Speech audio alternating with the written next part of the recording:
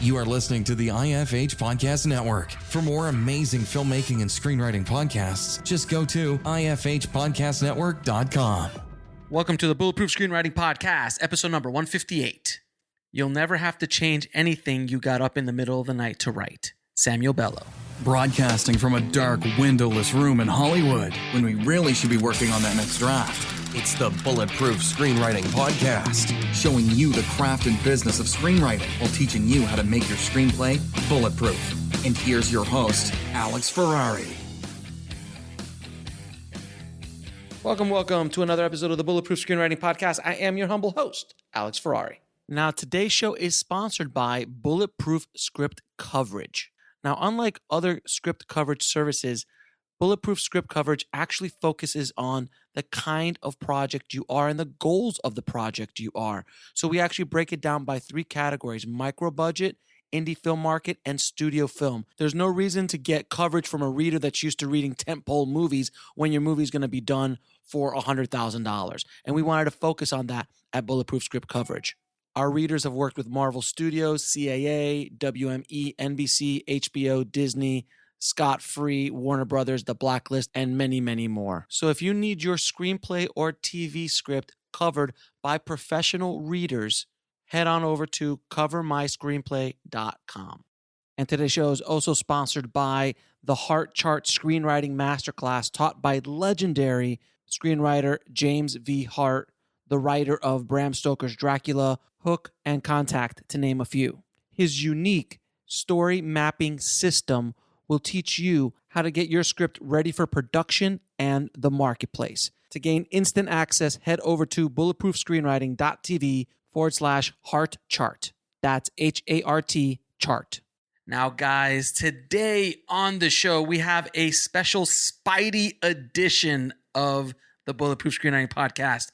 On the show today, we have one of the writers of the new Spider-Man movie, Spider-Man No Way Home.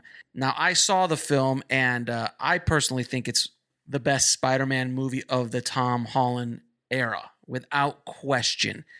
There is no spoilers in this episode, so if you have not seen it, you can enjoy this episode.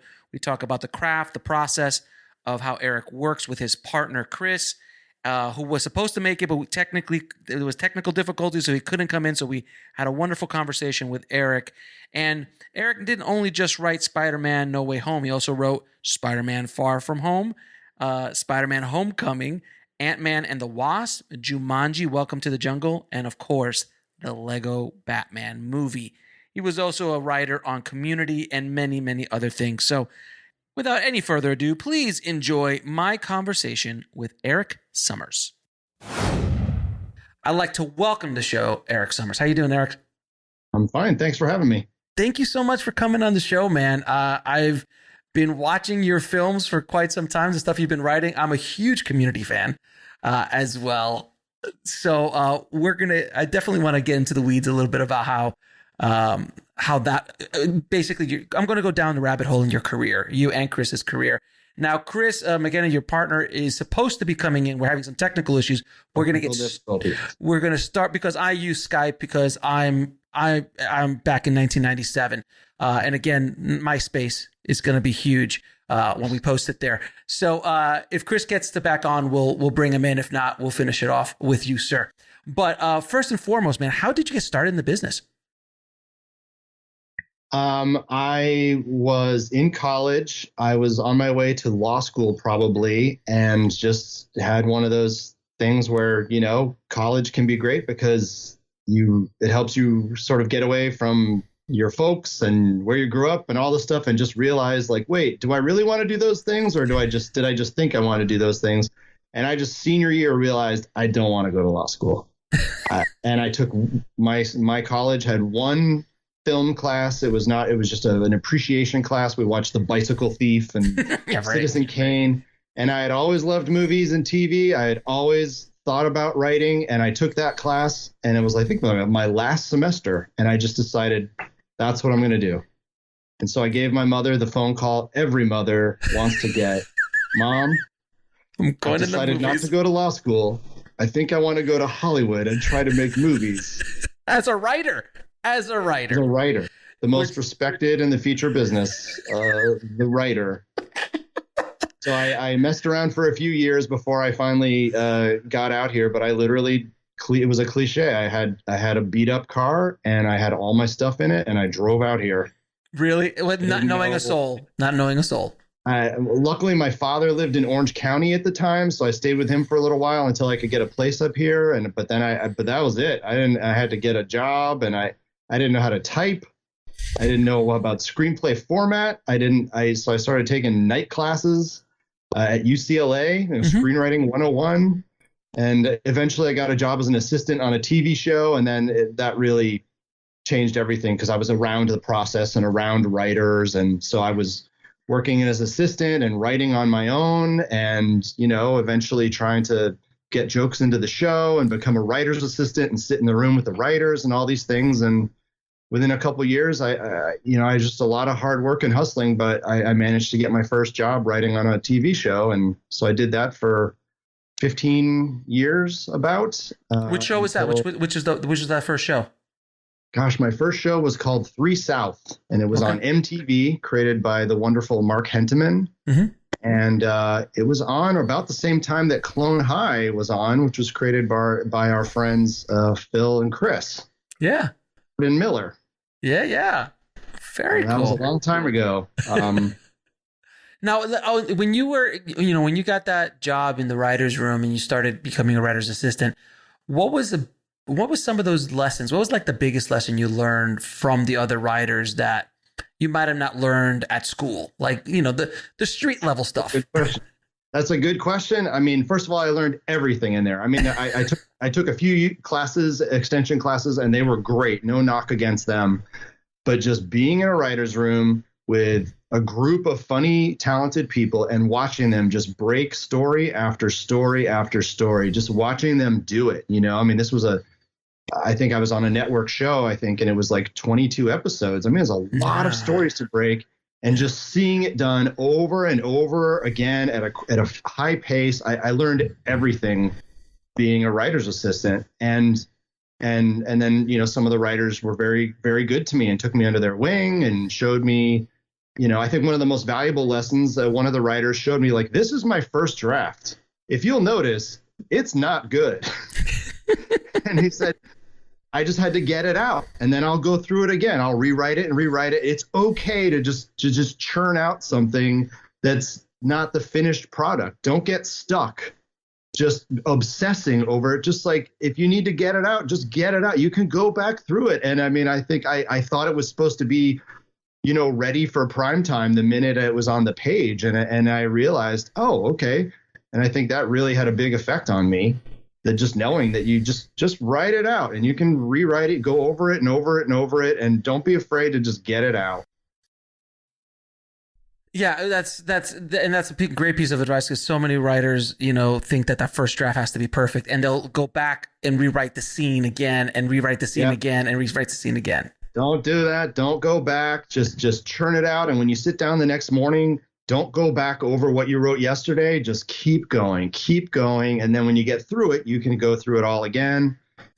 I would say the other big lesson you learn being in any writer's room is just to have a thick skin, especially at least in a comedy writer's room, because it's a lot of really smart, funny people who just love to just bust each other's chops, I will say, because it's a family podcast. And you just get so much criticism, usually in a hilarious format, and you just can't be precious about your work. And any writer who's in the room, especially on a comedy show, and is real precious and defensive about their work, just the other writers don't like that. That's not playing well with others, and it's just it's not the fun writing staff kind of mentality you need to have. You work on it as a group, you get sent off to do the outline, whatever, you get sent off to write it on your own, you bring it back, they tear it to shreds. People, and it hurts because these are people you respect, but you just learn to get a thick skin. And I think that's become invaluable, because you just have to be able to take notes and listen to what people think of your stuff, and just have no ego about it, and just think about it as objectively as possible. Yeah, I've spoken to many TV writers and showrunners on the show. And when they transfer over to features, or when they start working in features, they're much better prepared for collaboration, where a screenwriter who's just done features gets that precious, gets defensive. Like, I can't take notes. Like, but when you're getting your stuff shredded daily. Right. I mean, I can't speak to the experience of coming up as a feature writer. And I imagine to me, it would seem very difficult and very solitary. I felt so lucky to have all these other writers around, but I can see where it would just be a completely different experience. And so we found the same thing. A lot of people would tell us, early on when we were doing features, like, wow, you guys are just open to listening to us. And I would think, well, who isn't? Who wouldn't? But, different strokes for different folks. And the way you come up and get there is going to have a huge impact on how you take those notes. Now, how did you meet Chris, and how did you guys decide, hey, I think we're better together than apart? We met on a show called American Dad on show. Fox. Yeah. And he was there before I was, but we met there and we became fast friends. I remember it was time for my first episode and we were trying to come up with a story idea. And I was pitching all these ideas that were getting shot down because they weren't very good. And then Chris, I think, said, like, what if it's about finding Oliver North's lost gold from the Iran-Contra affair? Like, turn it into some crazy thing. And I was like, that's insane. I love that. And we ended up doing it. And that was my first episode of the show. And just immediately I was like, this guy gets me, So we worked together on that show as separate writing entities for a few seasons. And then he went off to Community and I went off somewhere else, did Happy Endings. Mm-hmm.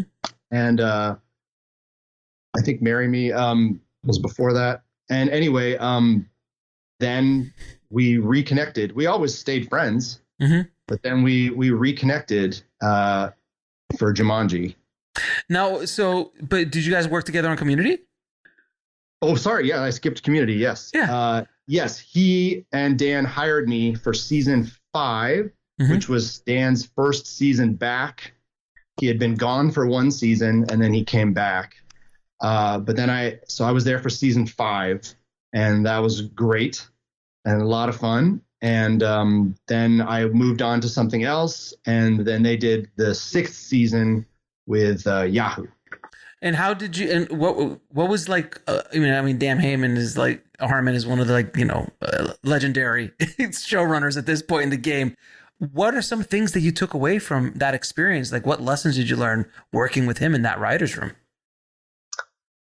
Well, I mean, again, let's see. One thing I really like about Dan is just wanting to, he's a perfectionist, like he'll want to keep going over it and make it. And I can relate to that. And so, it's always nice to meet another perfectionist who's like, let's go over it one more time. And that's not quite it. And I want to break it again. And I would say his story circle, which maybe you've heard of, maybe haven't, was really cool. I had read The Hero's Journey and I knew vaguely about that kind of thing, but just seeing how seriously he takes the circle, and it was really cool to just break story after story, like under a different system. It was like, I guess, a mathematician or something, like switching types of math, or it's hard to explain, but it was like doing writing but in a different way. And it was really cool and fun to do it that way. And then I actually used his circle to break the story for a pilot that I wrote after that. And it was really cool to apply it to my own thing. And I still carry a lot of the lessons from that.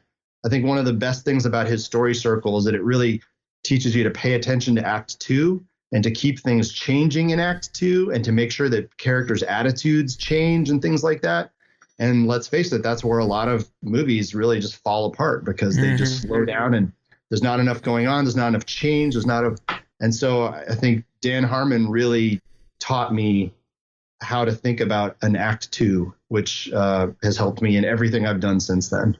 Now, with writing with a partner, like, how do you guys physically do it? Like, do you guys sit down and outline the project together? Do you you write something and then send it over him and he looks it over? Or are you guys both writing different things and swapping it? Like, how is the actual process of working with a partner? A lot of just sending documents back and forth or putting them up, on the cloud and like, check this out, and then just rewriting each other's stuff, and a lot of back and forth, a lot of texting, a lot of calls, and a lot of, we're both, have kids and busy lives. And so one thing that is really great about working in features is that if you're just on a deadline, as long as you get the work done, you can decide when, you can create your own schedule. And so we don't find ourselves together that often, physically together. Sometimes we'll be together to break a story up on a whiteboard or index cards or something like that. But even then, I think we've graduated to more of just like writing beats out and outlines and sending them to each other, and just a lot of back and forth. Now, is there anything you wish you would have been told at the beginning of your career? If you can kind of go back in time and just go, Erik, man, if I can give you one nugget, this is the thing. That is a good question. Save your money? No. Buy Apple. Buy this thing called Netflix. In 2 years, there's going to be a freckle that's weird on your arm. Get it checked out immediately. Don't wait. That's funny. I think, I don't know. I feel like I had a lot of great writers and people really good to me and teach me a lot. And I'm really grateful for that. I wonder, like, what is the one thing boy, that is a tough question. Yeah, because a lot of times when we start off, you're like, I wish I would have gone back to myself and just said, it's going to take twice as long. It's going to be probably 10 times as hard as you think it's going to be. Right. And I'm sure, like, because when you're 20, you're like, next year I should be writing SpiderMan. Yeah. It's true. I think, write fast.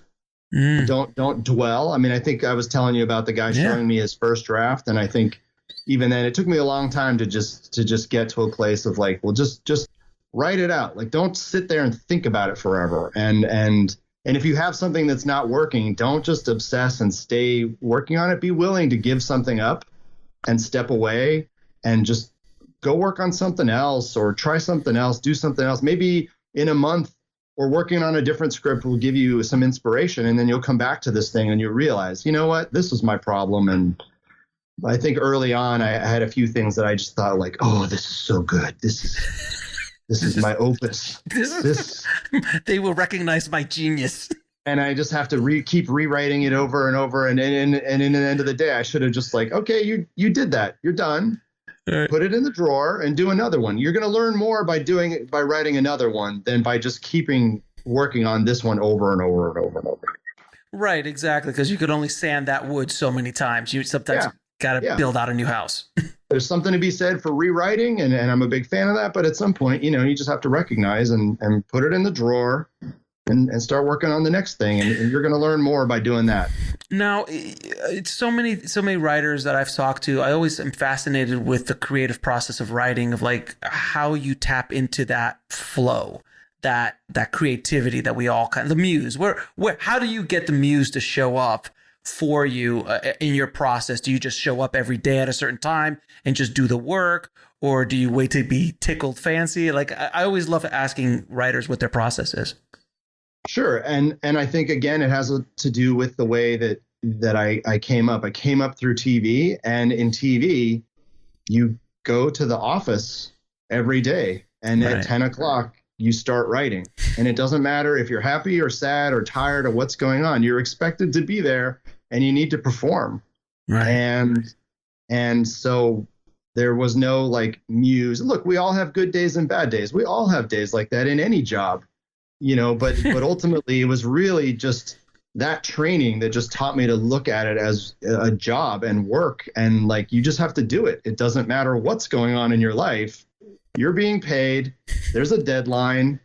You have to do it. And so that I've carried with me. And even to this day, no matter what's going on, I have a routine, and I come to my office here and I just try to get it done. And certainly there are days where it's not going great, but I come and I try and. So you're telling me that every day that you sit down to write it's not genius that flows out of you. Is that what you're saying? I and anyone who's ever worked with me will tell you that is yes. 100% yes. We'll be right back after a word from our sponsor. And now back to the show. I forgot who said it. Is like, if writing is easy for you, you're not doing it right. Yeah, maybe. I think it's very true. I also know a bunch of writers. I know several writers who are very good who hate writing. They're like, "Oh, the worst part is when you have to write." But you're a writer. It's like, but I'm grateful that I enjoy it. I love it. I love immersing myself. The only thing I love more than immersing myself into writing something is just sitting down on my butt and watching it. Watching something that someone else did. Just real. But I just love sitting down and doing the work, and it is work. It is, and a lot of people are like, oh, you're just typing on a keyboard. I'm like, but nah, man, this is just it's hard. Anyone who's ever written a script knows. And by the way, most people listening have written a script without knowing that there's going to be $150-200 million budget sitting on their shoulders as writers, or leading a franchise, or writing something that is beloved by billions around the world. There's a tremendous amount of stress that comes along that I think you could speak to more so than others. Feeling fine until you started saying all that. I don't think I'll ever write again, Alex. Thank you. Rushed out. No, so that brings me to my next question. How did you and Chris land the Lego movie? Not the Lego, but the Batman Lego movie. The Lego Batman movie? Yeah. But I don't remember. That was was that the first feature? Or no, you did other features before. First one was Jumanji. Right. Oh, so Jumanji came out before Batman, or you worked on it before? I think the order in which they came out is not the same as the order in which we worked on them. Okay. But I think we worked on Jumanji first, then we worked on Lego Batman for a while, and then we went over to, I think the next one after that was Spider-Man Homecoming. All right. So then with Jumanji, how did you approach? How'd you land that job? Coming out of television, and then how do you approach a board game as a script? That one, Jumanji, I did the old-fashioned way, which is to just be sitting there minding your own business and have a friend call you and say, "Hey, I sold an idea for a new version of Jumanji. Will you help me write it?" And then I said yes. So that was Chris? I really earned that one. So Chris is the one who sold the idea? Yeah, he had pitched them an idea, and they bought it. And then Community was brought back for another season on Yahoo, and he knew he wanted to be doing that. And he had a deadline for Jumanji, and it's just an impossible amount of things to do in the amount of days. And so he asked me if I would help him write Jumanji. And I had only written one thing with a partner before. I had just been a solo one-man writing entity. But we started working. We had just had a great time. And we had a great time doing it. And it was really great. And, we did a couple drafts of that. And then they moved on to some other writers, which is fine. That happens. And then I don't really recall exactly how we got involved with Lego Batman. We do know Lord and Miller, and it might have been just that they needed someone to come in, and they knew that we were doing features now, and or it might have been something through the agents. Gotcha. But you got it in there. In case we went over there, and it was already in process. And Chris McKay, the director, who is just a brilliant, talented guy, was already, plugging away. And so we were happy to join that team and be a part of it. And I still love that. I love that movie. My kids love it. So that's so good. So how do you, like, with a world like that as a writer, which is essentially infinite, it's like the Lego world and the Batman Lego world is fairly infinite. How do you deal with that kind of, like, just, when you have so much to do, it almost kind of blocks you because you're like, I could go anywhere with this. Absolutely. When you have I can say in general, when you don't have any limitations, it can be its own overwhelming kind of thing. Having some limitations put on you can oftentimes be the best thing. As far as that specific movie, we were not the first writers, and so the previous writer and the whole creative team in general and Chris McKay had already figured all of that out for us. So that good. One I can tell you was easy because I didn't have to figure it out. That's awesome. So then you get the call for Spider-Man. And I got to ask you, when you got the call and said, hey, man, you're going to write the new Spider-Man, which is going to be the crossover between Marvel and Sony, and Iron Man's going to be in it, and it's the brand new. The geek in you, I'm assuming there's a geek in you. Yeah. What was that like getting that phone call? Like, you guys got it. I mean, when I was a kid, I had Spider-Man comics. I'm old, so I had the Spider-Man doll that was like plastic and this big. Oh yeah, I had it. Costume was like made of fabric. You don't look as old as I do, sir, and I'm probably the same age, if not older, than you are. So. And I still remember that thing. It was such a strange action figure. I remember it. I had the boots. I had the plastic boots. Cloth, but then his face was rubber. Was the rubber Spider-Man. So like the costume was fabric. Cloth. It was weird. It did nothing. It had no kung fu action. to suddenly know that I was going to be writing Spider-Man was overwhelming thrill, but also daunting.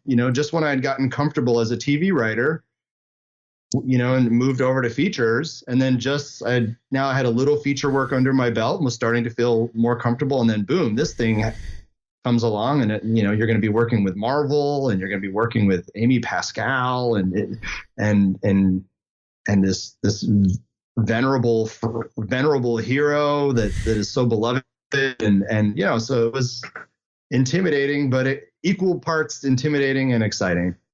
And when because you had obviously Jumanji was a big hit, and Batman, Lego Batman was a big hit, and then you got Spider-Man, and then Spider-Man was a huge hit. So I'm assuming at this point in town, you're getting offers. You're getting offers. People are like, "Hey, you guys are magic, and we want to be in the Chris and Erik business." Did anyone ever say that to you? I know, but I've always wished that someone would. Say that to you. It would be great.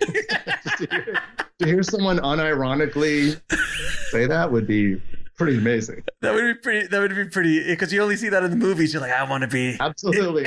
And it's one of those things you wonder, like, did someone, it sounds like the kind of thing that maybe someone really did say. Yeah. And then people talked about it and a writer put it into their script, and then it got a life of its own. And now it's like the phrase that means that kind of intention.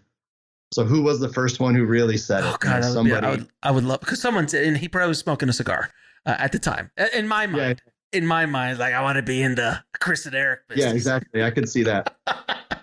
So how did you approach writing Spider-Man? Did you just go into the archives of Marvel and just start pulling story ideas and try mixing it with your own ideas? How did that whole story come to be?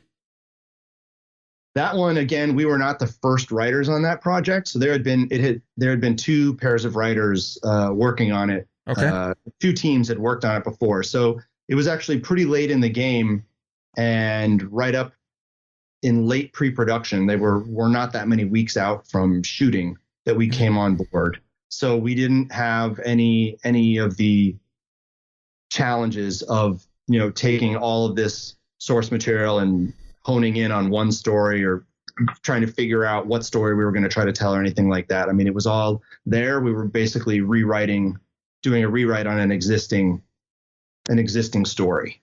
And how about did you start it off with Ant-Man and the Wasp? With Ant-Man and the Wasp, we were also the second in. In that case, they kept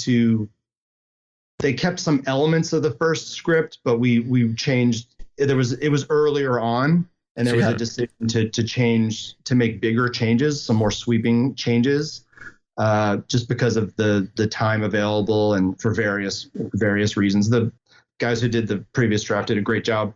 No knock against it. Sure. Just what was decided. And so we dug in a little bit more into re-breaking a story.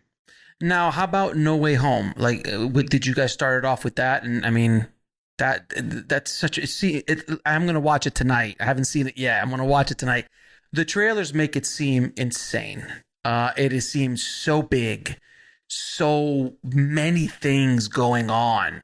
How did you even handle dealing with timelines and characters from different timelines and keeping it all together in your heads? How did you guys do that? You're stressing me out again, just describing it. It's done, Eric. It's done. It's over. It's done. Right. Yeah, it's done. It's over. It comes out Friday. Don't worry about it. I won't talk to you before any project ever again. Don't worry. I mean, it was, of course, we didn't start off knowing that this is what we were going to do. The one thing that was fixed at the beginning is we knew how the last one had ended. Right. We knew that we had to deal with that was going to be the story engine, that clearly the repercussions of that were going to have a huge impact, and that was going to drive this story. The question was, what impact exactly would it have, and what would Peter want to do about it? Would he set out to clear his name? Would he, what story would we be telling? Would he be setting out to clear his name and really leaning into, no, that was a lie and I'm going to prove it, and that's going to be this whole story? Or is it going to be he's trying to maintain the balance now that he always tries of being a normal kid and being a superhero, but now it's impossible? Or is it going to be some crisis comes up that has nothing to do with any of this, but it's harder for him to do his job now because he's and so it was a lot of conversations with the creative team. We are in a room with John, the director, who's really great on story, and Amy, Pascal, Rachel O'Connor, and if we're lucky, Kevin Feige will be in there, and really just rolling up our sleeves and thinking, like, what is the best story to tell here? And so it was a long process. It was a lot of blue sky, just thinking before we even came down to the idea that it was going to be this. So on the so when you guys on the at the end, and this is a spoiler for anyone who hasn't seen the second Spider-Man, at the end when they reveal who Peter is, you guys didn't know where you're gonna, like, the studio didn't know, like, because you'd always Marvel looks so well put together in the sense of like, oh, they've got scripts for next 10 years. It's all connected. They really, it was like, okay, we'll figure it out. Yes. That's amazing. You're obviously, we want to think about the greater, there's forest and things like that. But at the end of the day, you really just have to focus on your story and what is the coolest ending, most satisfying ending for your story. Mm-hmm. And that idea had been kicked around, and it's the kind of thing where some of us were like, no, we can't do that. That would be insane. We can't do that. And then some people were like, yeah, we should do it. That's exactly, yeah. And we just, it was a lot of conversations, and ultimately the creative team came to the conclusion that would be the cool ending, that story with Mysterio and everything, that finally Peter's going to get to a place where he realizes, I don't have to step into Tony's shoes. I can be Spider-Man and I can play a larger role out there, but I can do it my way. And he was finally starting to seem comfortable, and he had his girlfriend and everything seemed to be going great. And of course, because it's Peter Parker, then you have to pull the rug out and things have to take a turn for the worse. And that was like the best version of that. We felt that, oh, you're happy with everything now? And great. Well, guess what? The whole world knows who you are, and it's all ruined. Everything that you thought, it's all ruined.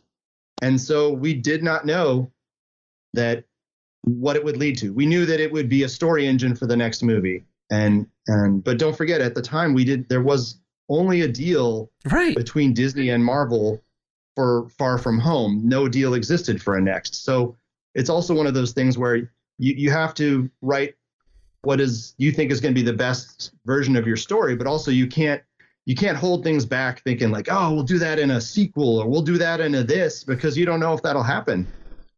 Right. You're playing in somebody else's sandbox as a writer. So you're kind of, like you said, those forces are beyond your control. Like totally completely outside of your control.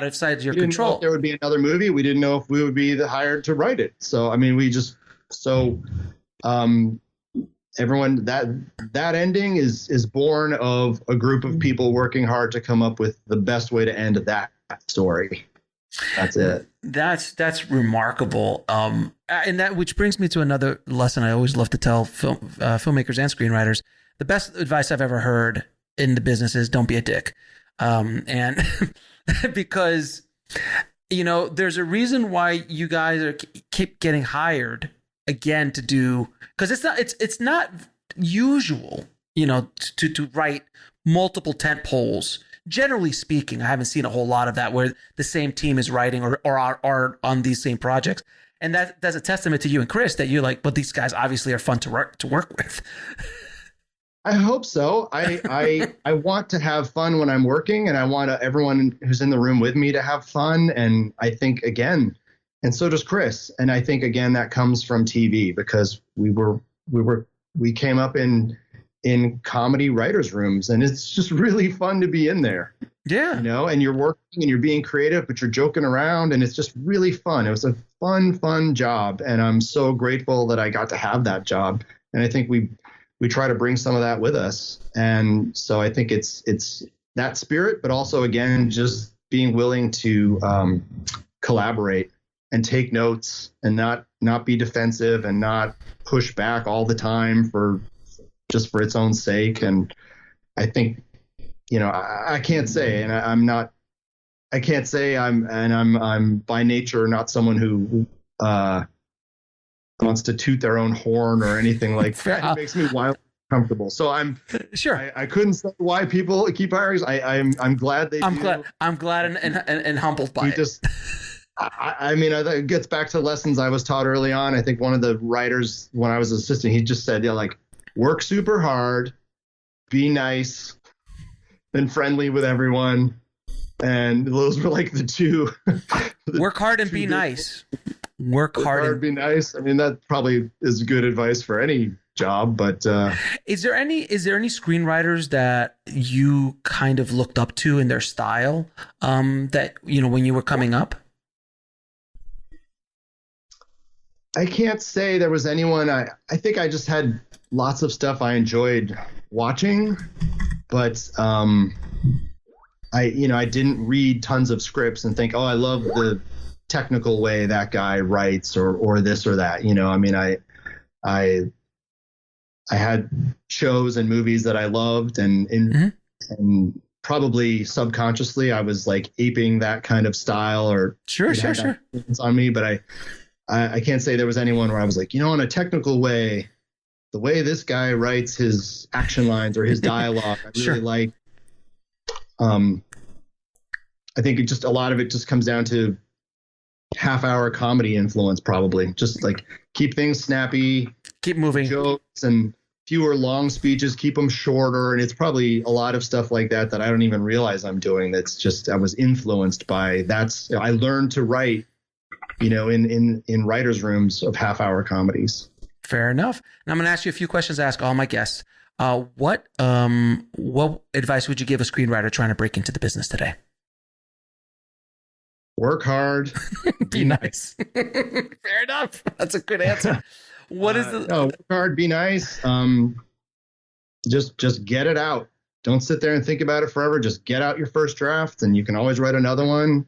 And then at some point, be willing to put it in the drawer, put it away, and move on to the next one. Don't linger on one script or one idea for too long, and because you'll learn more by just moving on and doing the next one. What lesson took you the longest to learn, whether in the film industry or in life? Don't beat yourself up. That's good advice for all of us to learn in life and in writing. Yeah, especially in writing. And 3 of your favorite films of all time. Ooh, so many. Predator. Oh, thank you. Schwarzenegger. It's just greatest, like a seminal, just a moment in my life. I can still remember going to a drive-in movie theater and seeing it with friends, and it's just such a big deal. Aliens.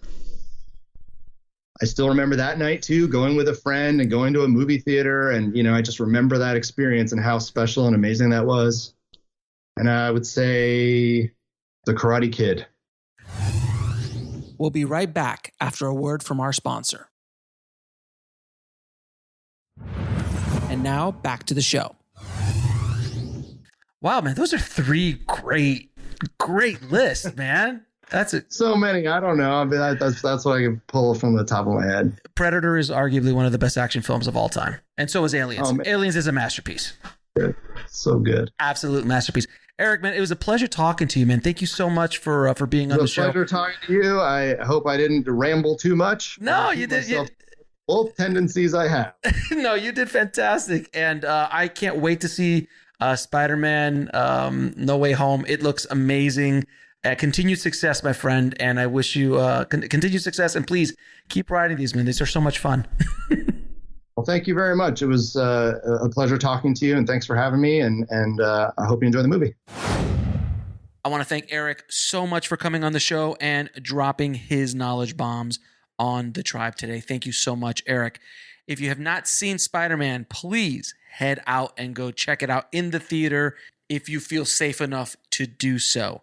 If you want to get links to anything we spoke about in this episode, head over to the show notes at bulletproofscreenwriting.tv/158.